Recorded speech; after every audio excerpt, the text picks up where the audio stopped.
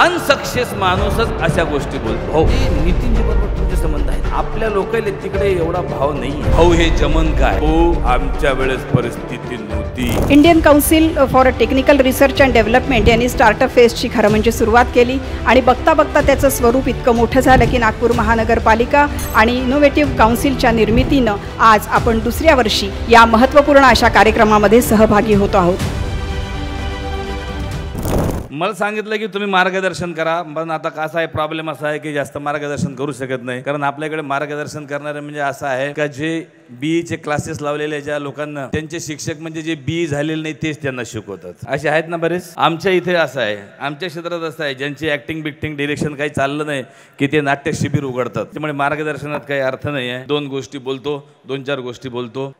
Innovation पर्व आहे, innovation आहे, नवीन लोक आहेत, तुम्ही काय काय काय करू इच्छिता. आपल्या विदर्भाच्या पोट्टेच्या डोक्यात बऱ्याच गोष्टी आहेत. त्याचा म्हणजे पहिला संभ्रम असा आहे का भाऊ हे होईन काय, भाऊ हे जमन काय, म्हणजे घरातून निघायच्या आधीच तो भेटन काय, मग जाऊन काय फायदा होईन काय, असे सगळे प्रश्न तुमच्या डोक्यात येत असतील तर ते आधी काढून टाका. त्याला काहीही अर्थ नाही. म्हणजे बरेचदा असं होते, बरेचदा म्हणजे मला असं होते की मला हा प्रश्न नेहमी विचारतात मुंबईत गेल्यावर, म्हणजे आपल्या इकडचे लोक, भरत भाऊ तुम्ही म्हणता रजो पण आपल्या लोकांना तिकडे एवढा भाव नाही आहे, तिकडचे लोक आपल्या लोकांना पुढे यूज देत नाही, तुम्ही सांगा. अरे मी म्हटलं राज्याचा मुख्यमंत्री विदर्भातला अजून काय पाहिजे तुम्हाला?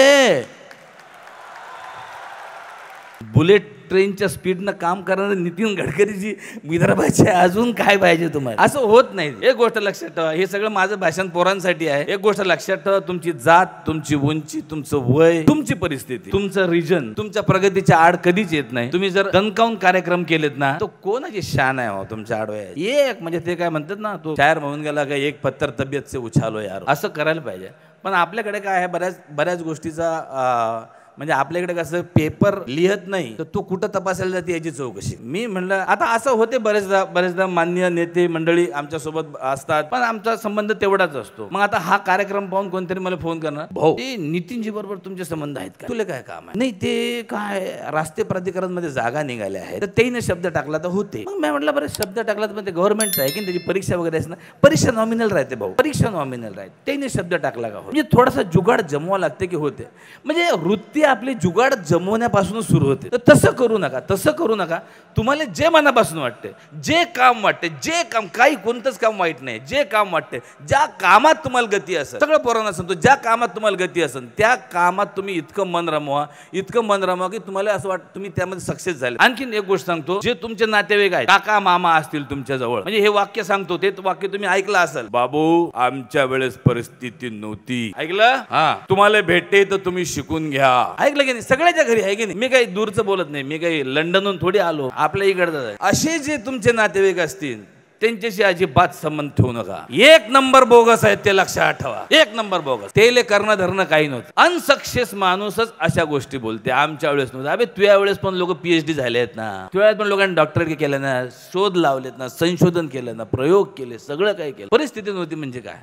असं काही नाही. परिस्थितीचा प्रगतीचा काहीही संबंध नाही. 10 वेळा एक गोष्ट फक्त आपल्याला करायची गरज आहे. करा. आता काय कराल ते तुम्ही ठरवा. तुम्हाला ज्या गोष्टीत गती आहे, ज्या गोष्टीत तुम्हाला गती आहे ती गोष्ट तुम्ही करा. बाकी सपोर्ट हे सगळे जे कार्यक्रम आहेत, स्टार्टअप, हे सगळे कार्यक्रम हे तुमच्या इनोव्हेशनसाठी, तुम्ही जे काही मनात विचार केला त्याच्या प्रमोशनसाठी, त्यांना हातभार लावण्यासाठी आहे. म्हणजे आम्ही काय करू शकतो का स्टेडियम मध्ये कार्यक्रम करू शकतो, पण तुम्हाला घरी गादीतून उचलून आणू नाही शकत इकडे. ते तुम्हाला इथपर्यंत यायला पाहिजे, ते तुम्ही विचार केला पाहिजे. बाकी गोष्टी सोडून द्या, काय म्हणतात त्याला, फालतूचा विचार करणं सोडून द्या. आणखीन एक गोष्ट सांगतो की आम्ही पण एक वैदर्भीय कला अकादमी म्हणून स्थापन केली आहे. काय होते की तुम्ही जेव्हा एक विचार करता ना, म्हणजे मी माझ्या नोकरीचा विचार करेल तिथपर्यंत ठीक आहे, पण जास्तीत जास्त विचार असा केला पाहिजे की माझ्या बरोबर आणखीन काय होईल. आता मी कलाकार झालो, मी ठीक आहे, मी काय खस्ता खाल्ला असेल, काय केलं असेल, काय काय काय काय नाही केलं असेल, पण आज माझं काम काय आहे की आज माझ्या विदर्भातले जे कलाकार पोरं पोरी आहेत त्यांच्यासाठी मला काहीतरी केलं पाहिजे.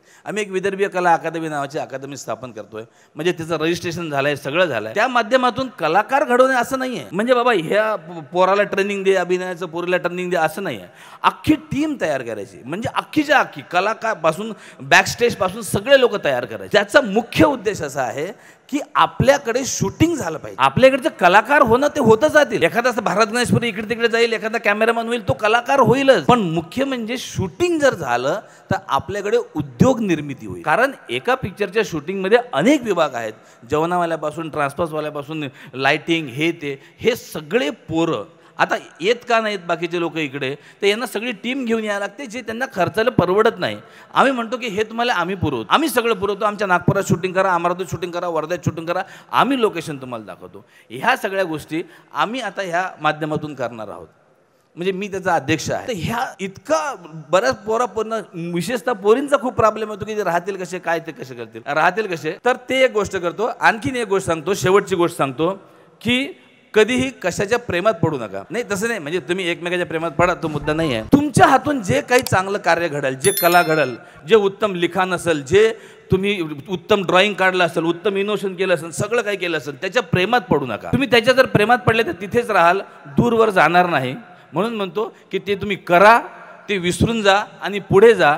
प्रेमात पडले तर तेवढंच करत राहाल, पुढे तुम्ही जाऊ शकणार नाही. एक एक गोष्ट करत राहा, पुढे जात राहा, पुढे जात राहा. बाकी सगळं आहेत, मॅडम आहेत, सर आहेत, हे सगळं तुमच्यासाठी करणार आहे.